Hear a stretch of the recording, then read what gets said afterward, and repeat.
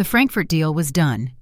6 grueling days of negotiations, a mountain of spreadsheets, and endless conference calls across 3 time zones, and I had finally closed it. Bridgewater Capital's European expansion, the project my boss had chased for 2 years, was now secured. For the first time in my career, I felt I had carved my name into something bigger than myself. But that sense of triumph was short-lived. The wheels of my rental car crunched over the familiar pavement of Maple Street, the suburban neighborhood where I'd grown up. The setting sun painted everything in amber like an old photograph. My body ached from the 9-hour flight, but I promised Mom I'd stop by before heading to my apartment. She would want to hear every detail, probably over a plate of pot roast or her lemon bars. I smiled at the thought, even as my black pumps pinched against my swollen feet. The driveway looked exactly as I remembered. Dad had finally trimmed those overgrown bushes by the garage. Little victories. I reached for the garage remote in my purse, my heart lifting just a little, because inside that garage sat my challenger, my dream, my prize. The whir of the garage door echoed like a promise. I waited to see the glossy black hood, the chrome trim winking back at me in the fading light. Instead, nothing. Just a yawning space, empty concrete. The lawnmower in the corner, Mom's gardening tools. My suitcase slid from my hand. No, no, no, I whispered, stumbling forward. The garage was barren. My challenger was gone. My chest constricted. Panic slammed into me. This couldn't be happening. That car wasn't just a vehicle. It was 6 years of 70-hour weeks of missed vacations of late nights when the only sound was the hum of my laptop and my own heartbeat. It was Grandpa's legacy, the dream he whispered to me when I was 9, guiding my small hands over an engine. These machines aren't just transportation, Avery girl. They're dreams made solid. And my dream was gone. I dropped the remote. It clattered against the floor as I rushed into the house. The side door swung open into the kitchen, and there they were. My parents and my sister Kendra sat around the oak table as if they had been waiting, like some kind of intervention. The silence was suffocating. Dad's hands lay flat on the table, his calloused fingers trembling. Mom's face was pinched into a sugary expression she wore when delivering bad news, and Kendrish looked almost smug, though her eyes flickered with unease. "Where's my car?" My voice came out sharp, cutting through the heavy air. Mom leaned forward. "Sweetheart, don't overreact." "Don't overreact," I snapped. "Where is my car?" Kendra straightened her shoulders, tossing her hair like she was recording one of her makeup tutorials. "It's just temporary, Ave. I'll pay it all back." The words didn't make sense. Pay what back? Dad's eyes stayed locked on the table. We had to make a tough decision. Kendra needed startup capital for her cosmetics line. We took the Challenger to Cornerstone Pawn. Got $45,000 for it. The room tilted sideways. My stomach dropped like a stone. "You did what?" "It's only a loan against the car." Kendra rushed in, her voice too bright, too eager. "Not a sale. Once my line launches, I'll pay it back with interest. You'll have your car back in no time." Interest. As if she were some Wall Street broker and not my irresponsible sister, whose biggest accomplishment was a viral contour video. The betrayal spread through me like fire. "You forged my title." Dad winced. Mom's eyes darted away. "You stole my keys, my signature, my property. Do you realize what this is?" My voice shook, not with fear, but fury. "It's fraud. It's theft." Mom finally spoke, her tone defensive. "We're your parents. Family helps family. You make good money, Avery. Kendra deserves her chance." I laughed a sharp, bitter sound.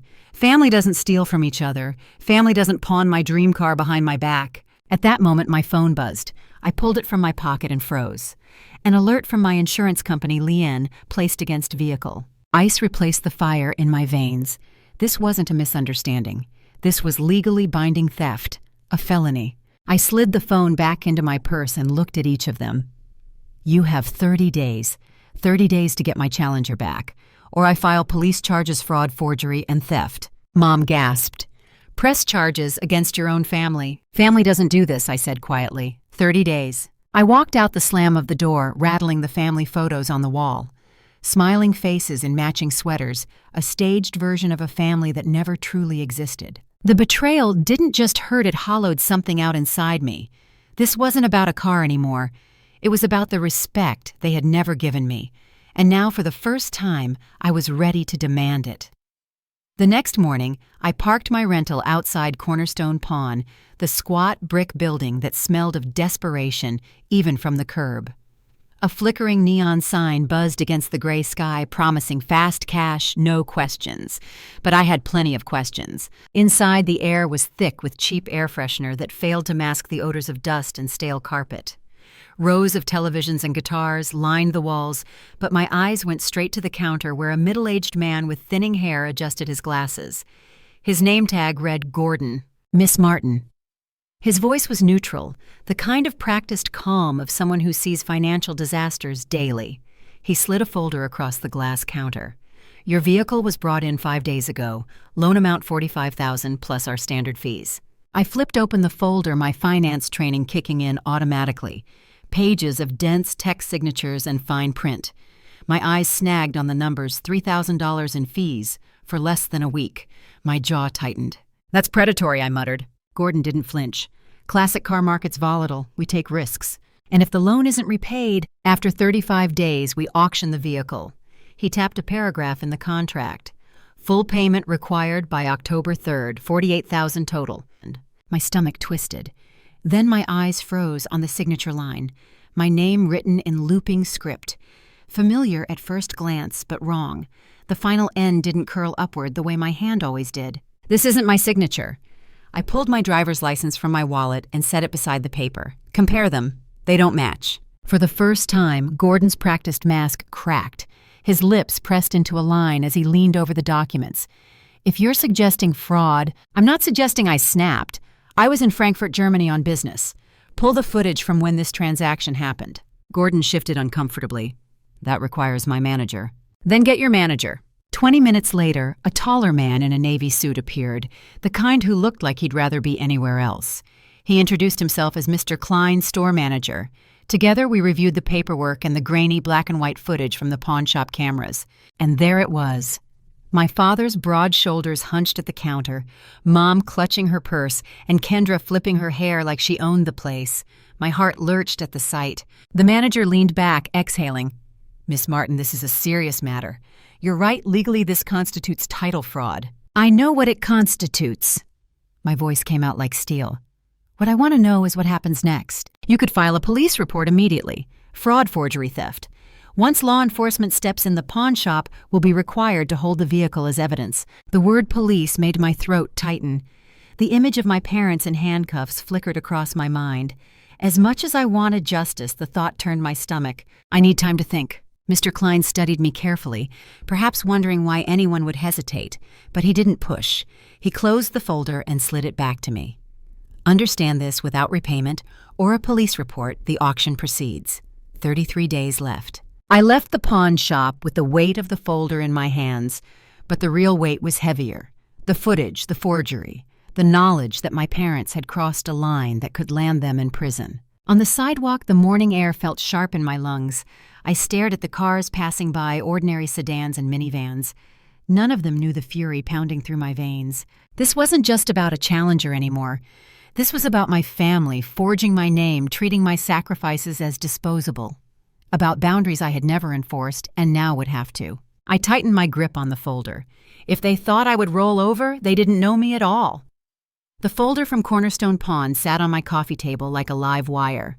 I couldn't bring myself to open it again, so I opened the hall closet instead and pulled down the old leather album I hadn't touched in years. The cover was scuffed. The gold leaf on the spine faded to a dull brass. It smelled like attic dust and lemon cleaner. My mother's scent, like every evidence of my childhood, had been preserved, polished, and somehow misremembered. On the first page, Kendra beamed at her sweet 16 party in our backyard, a gauzy white dress floating around her like dandelion fluff. 40 guests rented heaters a tent, glittering with fairy lights, a DJ who took requests and never stopped smiling. I remembered the way the music thumped through my bedroom wall while I worked a 4-hour shift at the mall to pay for AP exam fees. There was no page for my 16th birthday. I had eaten a slice of grocery store cake at the kitchen counter after closing the frosting, leaving a blue stain on my tongue I couldn't scrub away. I turned the page. Kendra's dance recital front row seats a bouquet big enough to hide her face. Next to it, my high school graduation, I stood in my cap and gown, smiling toward 2 empty chairs. Flight canceled, Mom had said on the phone, breathless, apologetic. The next day, they made it to Kendra's spring showcase with time to spare. The album remembered what flattered us. It forgot what didn't. The plastic crackled as I flipped forward. Christmas 2018. Kendra stood beside a red Volkswagen with an enormous bow, my parents flanking her like proud bookends. In the corner, I held a department store sweater to my chest and tried to make my eyes look like gratitude instead of resignation. The caption said, "Surprises all around." The truth was that some surprises were just confirmations. It wasn't one betrayal. It was 1,000 small disappearances of time, attention, fairness, always in the same direction. The album was a ledger, and the math had never been in my favor. My phone buzzed. Uncle Harvey. I heard he said, skipping hello. His voice had the blunt edge of an old saw. Your mother called. Tried to turn it into family helps family. And what did you say? I asked, though I already knew. I said theft is theft, even when the thieves share your last name. A pause, softer. How are you holding up, kid? Angry, I said, and tired. I closed the Frankfurt deal and came home to this. You worked for that car, he said. I was there when you test drove it. You cried and pretended it was the wind. I laughed once the sound brittle. They forged my signature, Harvey, on camera. His breath hissed through his teeth. Press charges if you need to. I'll back you. The words landed like a hand on my shoulder, steadying. I don't know if I can put them in handcuffs, I admitted, but I can't pretend this is a misunderstanding. Then set terms, he said. Clear and forcible in writing. Respect doesn't arrive by invitation. It shows up when there are consequences. When we hung up, the silence in my apartment felt cleaner somehow. I stared at the photo of me in the red sweater until my screen lit again. Aunt Patricia. Avery, sweetheart, she cooed like a lullaby meant to sedate rather than soothe. Your parents were only trying to help Kendra get on her feet. You know how fragile that girl is. Can't you find a little compassion? I have compassion, I said. That's why I haven't called the police. There was a beat of offended quiet. Well, there's no need for threats. It's not a threat, I said, calm settling over me like a tailored coat. It's one of my options. She pivoted. In this family, we forgive. We don't keep score. I looked down at the album, at the careful captions and the missing pages. That's convenient, I said, for the people who always benefit. Avery, she warned, the softness curdling. Don't be dramatic. I ended the call before I said something I couldn't reel back. The album lay open on my knees, the plastic sleeves reflecting the afternoon light in fractured rectangles. I slid my fingers beneath a photo and felt the paper's slick edge. Memory was so easy to edit when you were the person holding the pen. I pulled my legal pad toward me and began to write. Not a diary entry, not a plea terms. A list of what would happen next in ink that didn't smudge under pressure. Immediate acknowledgement of fraud written and signed. Repayment plan, full amount interest deadlines, default clauses. No access to my property keys, title codes revoked permanently. If any term is broken, I file a police report and provide the pawn footage. All communication about repayment in writing. No more kitchen ambushes. My pen moved faster, as if my hand had been waiting years for permission. By the time I reached the bottom of the page, my heartbeat had slowed. The list didn't fix the past. It didn't rebuild birthdays or fill empty chairs. But it fenced the future. I set the legal pad beside the open album. On the last page, a photo of me at 9, grease on my hands, grinning beside Grandpa, and a sun-faded Challenger that belonged to his friend. I could hear his voice again, soft and certain, dreams made solid. The car had been one dream. Respect was another. Maybe harder to earn, definitely harder to keep. My phone chimed, another alert from my insurance app, a reminder of the lien. I closed the album and slipped it back onto the shelf. Then I reached for the folder from Cornerstone Pawn. The paper inside rasped under my fingers. If this was going to be a ledger, I was done letting other people write the entries. I squared the stack, tucked the legal pad on top, and picked up my keys. Maple Street had taken enough from me. It was time to take something back. Kendra texted me first. Can we talk just us? I chose the coffee shop near her apartment, the one with harsh overhead lights and no corner, cute enough to make bad news feel softer. I arrived early and took a table with a view of the door. If we were going to do this, we'd do it in daylight. She breezed in wearing sunglasses despite the overcast sky. For once, the rest of her was subdued black slacks, a white button-down flats. No statement bag, no click of designer heels. She slid into the chair, eyes darting to the legal pad tucked into my tote. Before you say anything, she started. I just want you to know I'm doing everything I can. Great, I said, keeping my voice even. Show me your everything. She blinked. What? Business plan, I said. Financial model, supplier contracts, formulation specs, manufacturing lead times, cost of goods landed, cost cash, conversion cycle return, policy liability insurance, basic stuff for a product company. Her mouth opened and closed. Finally, she pulled a folder from her tote and spread its contents on the table like tarot cards. A Pinterest-printed mood board of makeup looks a list of potential product names in looping pen, a sketch of packaging with a heart over the I in Kendra Kiss. "Where are your formulations?" I asked. "INCI lists, stability tests, COAs, MSDS, batch records." "I've got a chemist," she said weakly, "a freelancer." "Name lab QA process." She hesitated. "We DM." "On Instagram," I asked. A flush crept up her neck. "He's legit." "Contracts." "We haven't formalized." I exhaled through my nose. "What about suppliers?" She brightened. "I found a manufacturer in Shenzhen, so much cheaper. They can turn around in 2 weeks." "Do you have their ISO certifications, GMP compliance audit reports?" Her silence answered for her. "Lead times under 2 weeks means stock goods with light customization," I said. "Did you test samples?" "We did a small test," she said quickly. "Everyone loved the textures. And now," her shoulders drooped, "half the containers arrived cracked, the rest leak. The formula separates after a few hours. Customer DMs are full of photos." "Refund policy?" I asked. "I'm working on it." "You're legally required to have one posted," I said. "Also, you need product liability coverage. If someone reacts badly, you're exposed." She stared at the heart over the eye.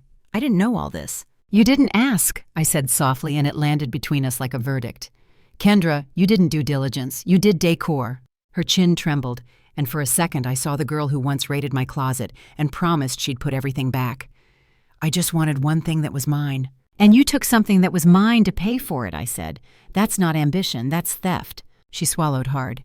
"Can't we reset? If I fix the inventory and relaunch, I can pay you back with—" "No," I said, and the word surprised me with how steady it felt. "Not a penny more. You created this mess. You fix it without further damage to me." Her phone buzzed. She glanced down and flinched. "Another chargeback," she whispered. "My bank froze the account this morning." I nodded. "Then your priorities are clear refunds, first vendors, second relaunch never until you have contracts, insurance, and a real plan." She made a helpless gesture. "I don't know where to start." "Start by liquidating," I said. "List the unbroken units on a secondary platform with full disclosure. Cancel influencer orders. Issue a statement apologizing and promising refunds. Pause the site and call your customers before they call their banks." Her eyes glossed. "It's so much." "Consequences usually are," I said. She was quiet for a long minute, staring at the mood board like it could rearrange itself into a spreadsheet if she wished hard enough. When she spoke again, her voice was smaller. "Mom says you're being cruel, that you could spot me another 10 grand and never notice." "Mom is wrong," I said. "About numbers and about me. I would notice, and even if I wouldn't, it's not your money to notice. That's the part you never learned." Her jaw clenched. "You make everything about rules." "No," I said. "I make everything about respect, and respect has rules." The barista called out a drink. Steam hissed.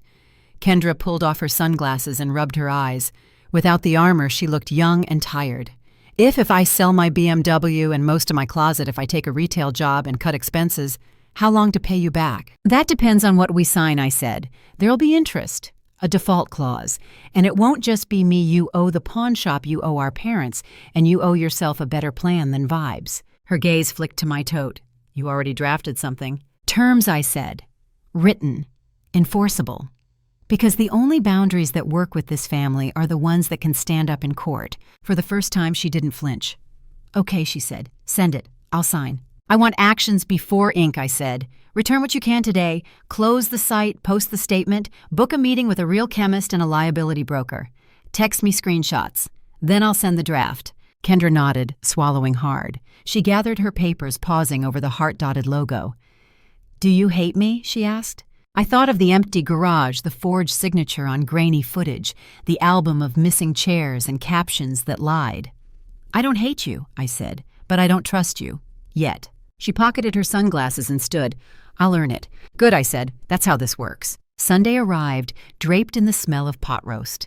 It hit me the second I stepped into my parents' kitchen, rich and heavy the way Mom always tried to season her apologies. The oak table gleamed under the overhead light set with the good china usually reserved for Christmas.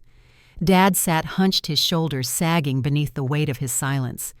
Kendra's sunglasses perched like armor pushed mashed potatoes around her plate. The air itself felt staged, a tableau of family harmony that cracked if you looked too close. I took my seat opposite them, setting my leather briefcase beside me. For a while we ate in silence, the scrape of silverware filling the space where conversation should have been. Finally, Mom spoke, her voice low and coaxing. "Kendra's had a rough couple of weeks," she began, patting my sister's hand. "Everyone stumbles when they're starting out.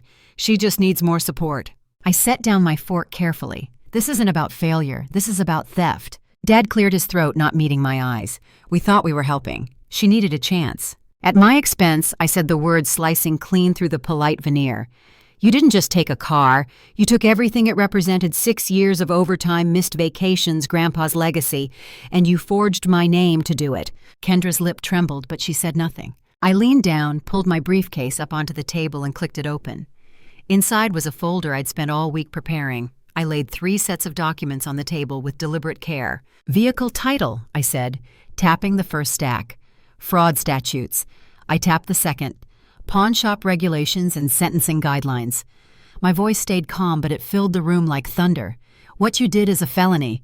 2 to 5 years for title fraud alone." Mom gasped, her fork clattering against her plate. "Avery, you wouldn't." "I don't want to," I said, surprising even myself with the honesty of it. "But I could. And unless we agree on a plan to make this right, I will." Dad finally lifted his eyes, and for the first time since this started, I saw fear there. Not the fear of punishment, but the fear of recognition. He saw exactly what he'd risked. Prison time. His voice cracked. "Yes," I slid the statute sheet toward him. "Restitution too, every cent plus penalties." Mom's eyes filled with tears, but not the manipulative kind she'd sometimes use to end arguments. These were raw, ragged, ugly tears that streaked down her cheeks. "What have we done?" she whispered. Kendra tore off her sunglasses, revealing red-rimmed eyes. "This is my fault. I pushed them. I told them you'd understand once my business took off. I never thought it would collapse so fast." Her voice broke, the bravado stripped away. "I didn't soften. You gambled with something that wasn't yours. Now we deal with the fallout." The doorbell rang, then sharp and sudden. Relief washed over Mom as Dad shuffled to answer. When he returned, Uncle Harvey filled the doorway, broad shoulders, jaw set like a gavel. "What the hell were you thinking, Gerald?" he barked, striding in without waiting. His gaze found mine. "Avery called me. I told her I'd stand with her." "This is a family matter," Mom snapped, desperation edging her tone. "Exactly why I'm here?" Harvey shot back, pulling out a chair beside me. "Someone in this family needs to stand up for the person you've been steamrolling." Dad's face flushed. "Now wait just a—" "No," I said, holding up a hand. "You wait." I pulled a calculator from my briefcase and set it on the table. "Here's what happens next. We figure out exactly what resources we have. Then we pay Cornerstone Pawn before the auction date. But understand this." I tapped the fraud statutes again. "If anyone drags their feet or tries to dodge responsibility, I file the police report. No hesitation." Mom dabbed at her cheeks with a napkin, her voice trembling. "What can we do?" "For starters," I said, flipping open the notepad I'd brought, "you stop pretending this was about helping. It was about enabling. Kendra sells her BMW and liquidates her closet. Dad, you and Mom look at a home equity line. I'll contribute from my emergency fund. Uncle Harvey will oversee it so I'm not cornered alone in this." Harvey nodded firmly, arms crossed. Kendra's voice wavered. "You'd make me sell my car." "You pawned mine," I said. "Actions have consequences." For the next hour, the kitchen transformed into a war room. Numbers scrawled across notepads, crossed out, recalculated. Even Dad leaned in, brow furrowed, finally reckoning with the damage. By the end, we had a skeleton plan: $30,000 from a HELOC pending appraisal, $12,000 from Kendra's liquidation, $6,000 from my fund, $5,000 from Harvey's loan. It wasn't perfect, but it could work if everyone actually followed through. When I finally stood the folder and calculator tucked away again, the silence was different. Not the silence of denial, but the silence of realization. "This isn't forgiveness," I said, shouldering my briefcase. "This is accountability. You crossed a line that can't be uncrossed. From now on, my boundaries aren't suggestions. They're law." Nobody argued, not this time. The plan looked neat on paper. Numbers aligned in columns, arrows pointing toward repayment, a tidy equation meant to undo betrayal. But reality didn't fit in margins. The first crack appeared at the bank. Dad shuffled into the credit union with Mom at his side, their hands clasped like teenagers trying to appear braver than they felt. I met them there, a silent witness. Mr. Winters, the advisor who'd known our family for 2 decades, adjusted his glasses as he flipped through the application. "A home equity line of credit for $30,000? He repeated slowly.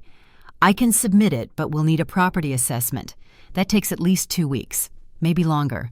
Mom's face fell. "But the auction deadline—" "I'm sorry," he said gently. "That's the process. Nothing moves faster without higher risk." When we left, Dad's jaw was tight. 2 weeks, he muttered, as though repeating it could shorten it. The next crack was Kendra. She had listed her BMW online with glossy photos and an asking price that made me raise an eyebrow. "That's too high," I told her. "It's what it's worth," she shot back, voice sharp. "It's what you want it to be worth," I said. "But desperation cuts value. You need the sale, not a trophy." Her lips pressed together, but 2 days later she dropped the price. The car sold within hours, cash in hand. I knew it must have felt like tearing out a piece of her identity. She texted me that night, "I hate this, but I'm doing it." Meanwhile, Mom boxed up heirlooms. I found her one afternoon wrapping Grandma's silver candlesticks in tissue hands, trembling. "These survived the Depression," she whispered, "and 50 years of holidays. And here I am pawning them." I didn't know what to say. Compassion twisted with cold fury inside me. She'd pawned my dreams first. Now she learned what it felt like. I carried my own weight in silence. I cut every luxury from my budget. No takeout, no ride shares, no streaming. I worked extra hours at Bridgewater chasing the performance bonus that might save more than my career. The Frankfurt expansion wasn't just a project anymore. It was leverage one I couldn't afford to lose. Still, even with all these sacrifices, the math didn't work. The pawn shop required an immediate deposit of $15,000 to halt the auction process. Without it, every plan collapsed. That night, I spread receipts and bank statements across my apartment floor. Highlighter streaks cut across them like battle scars. By midnight, I admitted the truth: I didn't have enough. The next morning, I met with Gordon the pawnbroker, his neutral mask back in place. "We need time," I said flatly. He tapped the paperwork. "Deposit required, $15,000. Without it, the vehicle goes to auction on schedule." "We can get the full amount in 2 weeks," I argued. 2 weeks doesn't stop the auction. My pulse raced. I hated begging, but here I was. "Please, this is fraud. You've seen the footage." His eyes flickered, but he didn't move. "We're not law enforcement.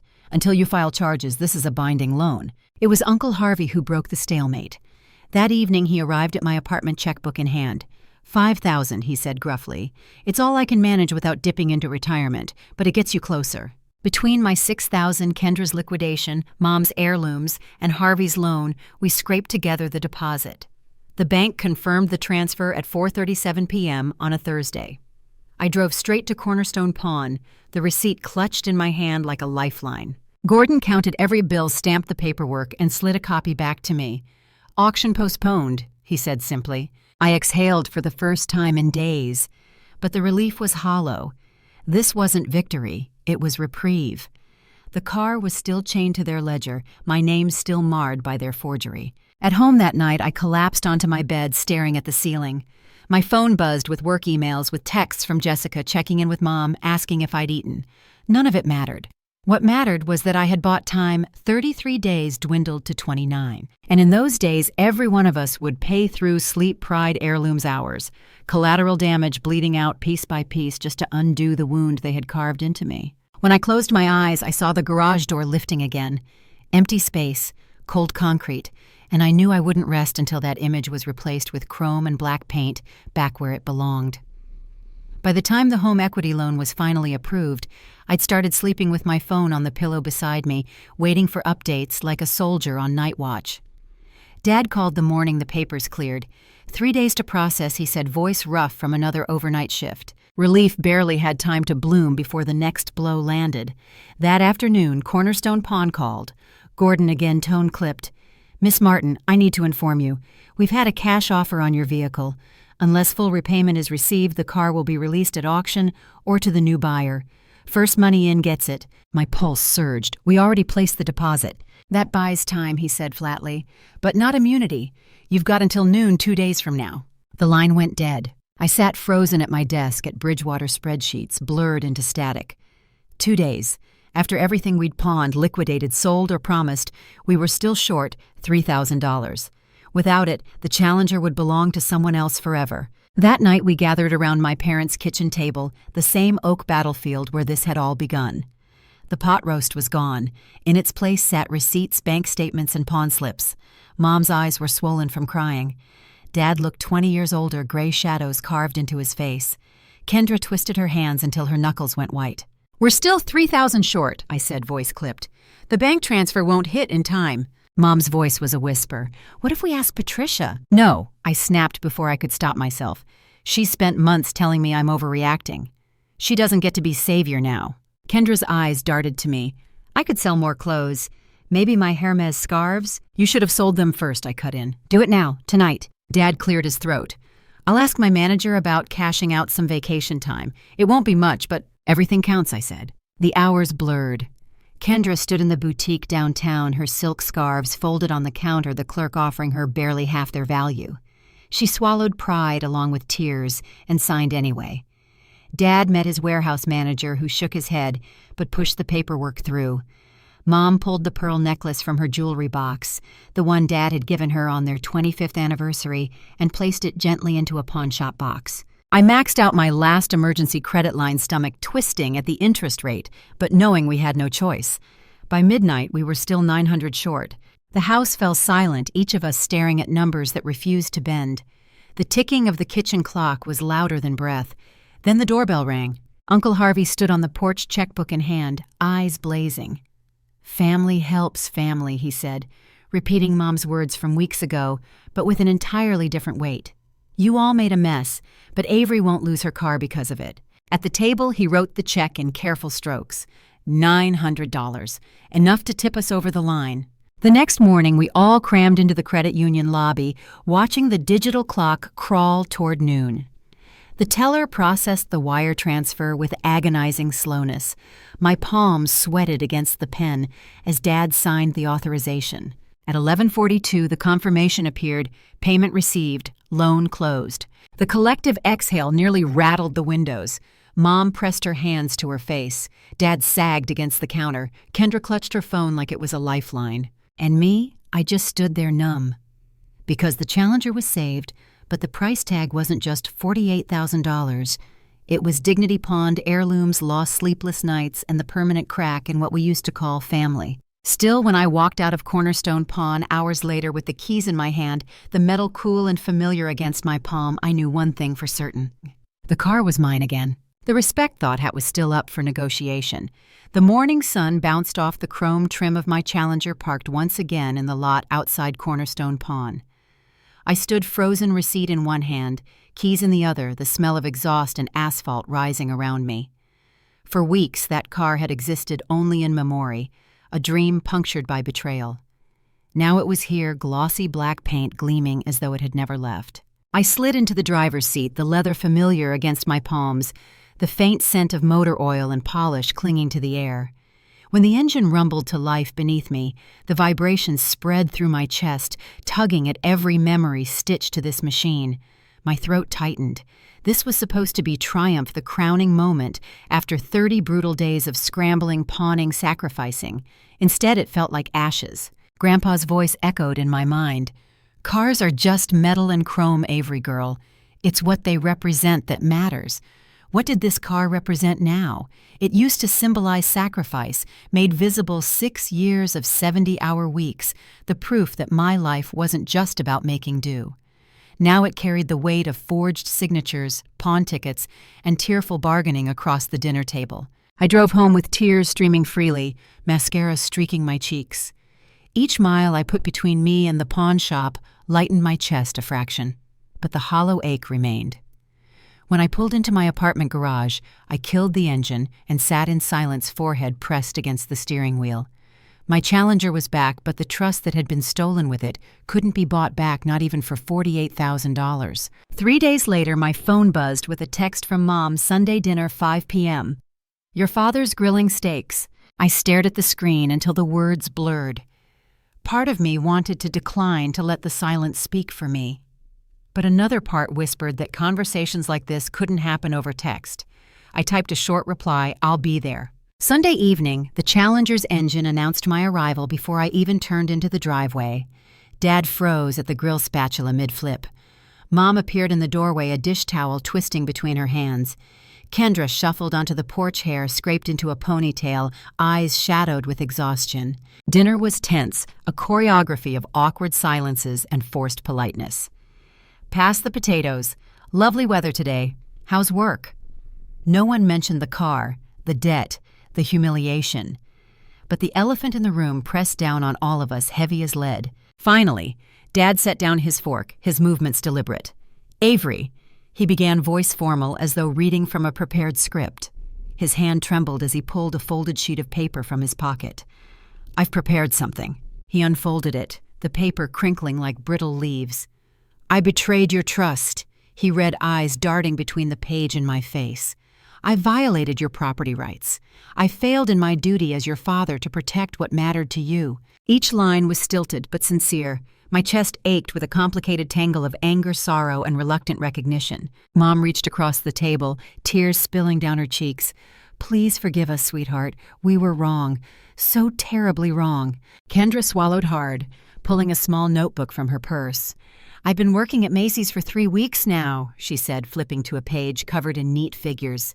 I've created a budget to start paying back my share. It won't be quick, but every penny will be returned. 3 pairs of eyes, shopeful, fearful, fixed on me. I set my napkin down carefully. Healing takes time. Trust isn't rebuilt overnight. Relief washed over their faces, but none of them smiled. They understood. This wasn't forgiveness.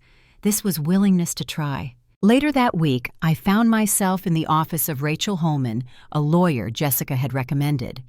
Her desk was lined with family photos, 3 generations in matching sweaters, smiles unmarred by betrayal. She studied my documents with practiced focus. You have a strong case for criminal charges, she said finally. Title fraud, identity theft. Your parents could face serious consequences. The words made my stomach clench. What are my other options? A legally binding repayment agreement, she replied. No jail time, but enforceable through the courts if they default. I stared at her family photo, at the gap between the ideal and the reality. Let's do that, I said softly, because my challenger was back. But what I needed now wasn't vengeance, it was boundaries written in black and white so no one in my family could ever mistake my silence for consent again. The following Sunday, the oak dining table no longer bore china or pot roast. Instead, it was covered with papers, contracts drafted by Rachel Holman, neatly clipped in packets, the weight of legality pressing down on the wood like an anchor. Uncle Harvey sat beside me, his presence solid as stone. Mom and Dad took the opposite side, Kendra between them, her notebook clutched like a talisman. Rachel's voice carried a steady calm as she explained each clause. This agreement outlines repayment of $48,000 in full, divided into 3 portions. Gerald and Marlene Martin responsible for $30,000, Kendra Martin responsible for $18,000. Payments are monthly with interest for 2 years. In case of default, Avery Martin reserves the right to pursue legal action, including criminal charges. Dad's face tightened as he read the fine print. His hand trembled slightly where it rested on the table, the calluses on his fingers stark against the crisp white paper. 2 years, he murmured. It could have been 5, Rachel replied gently. This is leniency. Mom's lips pressed together, her eyes glistening. We'll honor it, she whispered. Every word. Kendra shifted in her chair, pulling out her pen. I'll sign now, she said quickly, almost desperately, as though afraid she might lose her nerve if she waited. Not yet, Rachel said. We'll go through each term together. So we did, line by line, clause by clause. Full repayment. Interest of 3%. Automatic transfer setup required. Monthly reports submitted. Each word was a nail sealing the coffin of denial that had once allowed them to excuse favoritism as love. Finally, Rachel slid the first packet toward Dad. Mr. Martin, he picked up the pen. For a moment, his eyes met mine, worn ashamed but resolute. Then he signed. The pen scratched across the paper, final and unalterable. Mom followed, tears dripping onto the margin as she scrawled her name. I'm so sorry, sweetheart, she whispered as she set the pen down. Then came Kendra. Her hand shook so badly the pen wobbled, the letters of her name barely legible.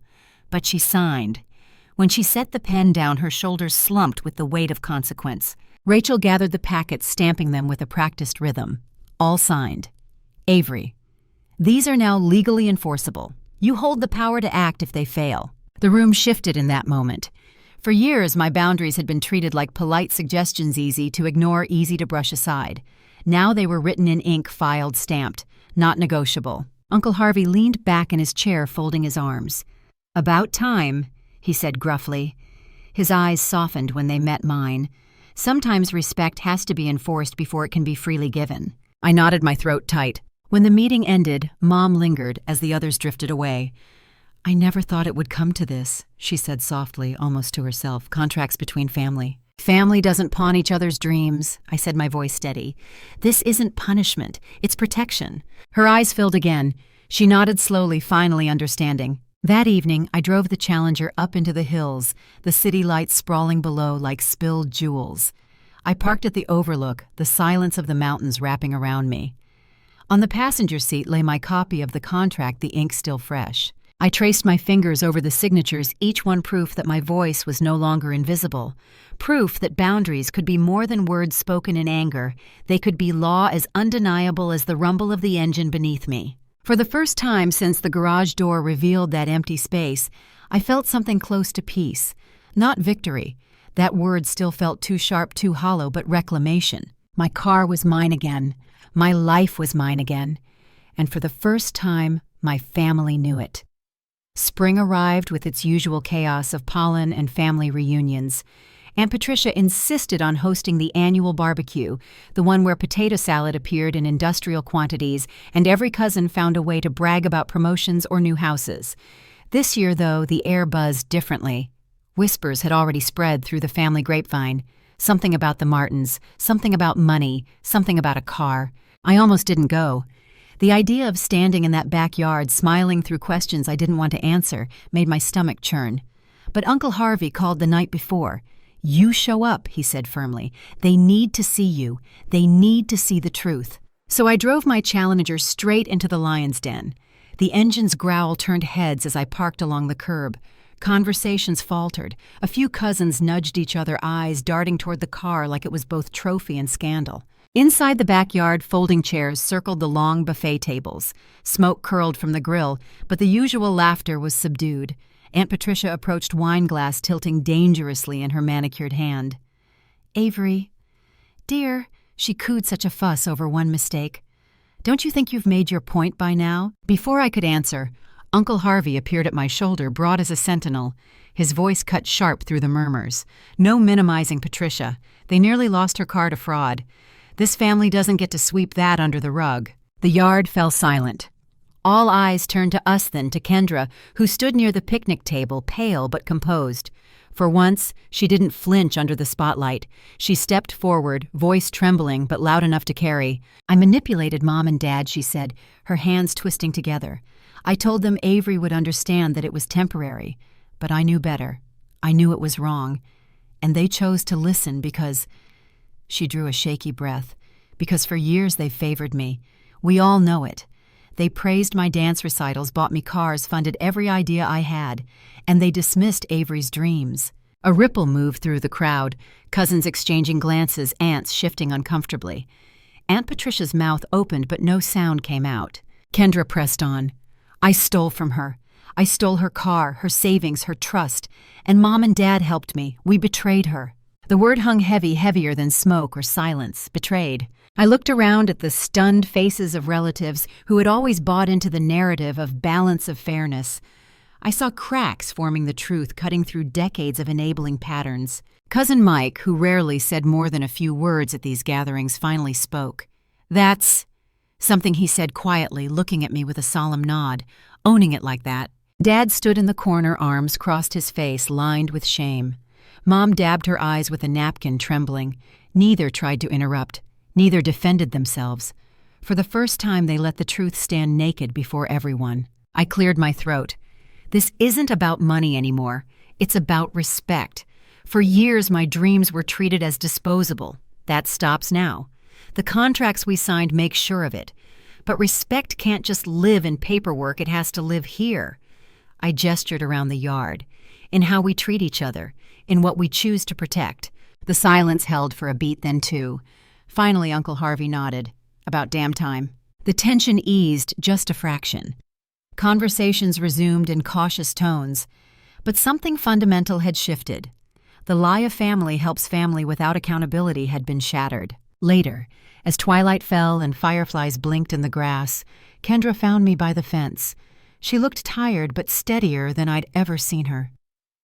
"Thank you for not giving up on me," she whispered. I studied her face, the sincerity there, the effort it had taken to speak those words in front of everyone. "Don't thank me," I said softly. "Earn it."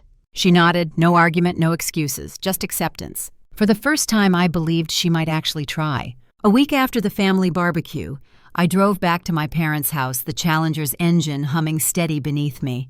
The contract was signed, the payments had started trickling in, and the air between us had settled into something quieter, more cautious.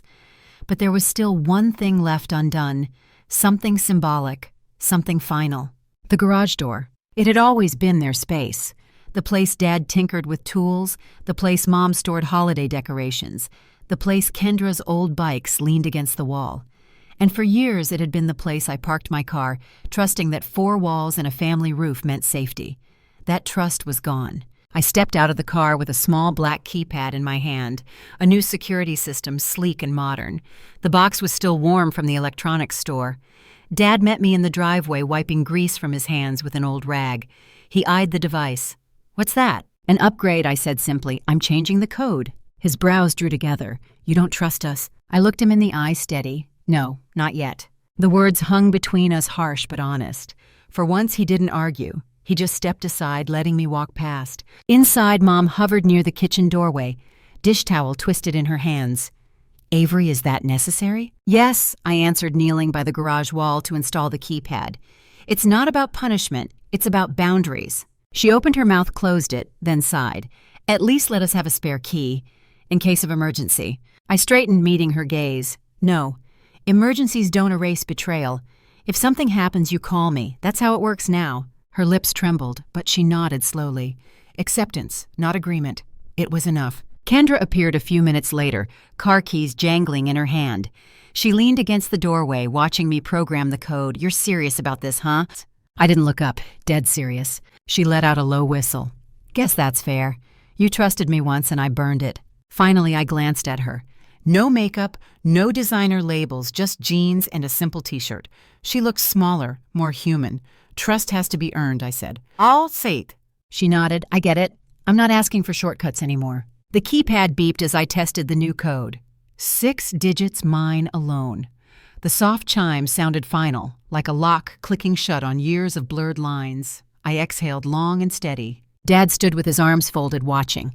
"Hurts, you know," he admitted, voice low. "But I understand. We lost the right to ask you for trust." I turned to him. "You didn't just lose it. You gave it away, and now you have to earn it back." For a long moment, the only sound was the tick of the kitchen clock. Then Dad nodded. "Fair enough." That night, I drove the Challenger back to my apartment garage. The new keypad remote rested in my purse, a small rectangle of plastic and wire, but it felt heavier than gold. For the first time, I knew exactly who controlled access to my car and to my boundaries. Later, as I sat on my couch, I scrolled through my phone. Notifications from work, a text from Jessica checking in, another from Uncle Harvey, "Proud of you. Don't back down now." I smiled faintly. Because that was the truth. I couldn't back down. This wasn't just about a car. It was about the life I was building, brick by brick, boundary by boundary. The garage code was just a number. But it was also a line drawn in steel and certainty. A promise to myself never again would I hand over the keys to my dreams. 1 year later, the Challenger carried me higher into the Colorado Rockies, the road curving like a ribbon through mountains, painted gold by morning light. Windows down the crisp air tangled in my hair, and the familiar growl of the engine vibrated through the steering wheel into my bones. It wasn't just driving, it was reclaiming. I pulled into an overlook where the valley spilled wide beneath me, a patchwork of evergreens and streams flashing silver. Killing the engine silence wrapped around me, broken only by the rush of wind and the ticking of the cooling hood.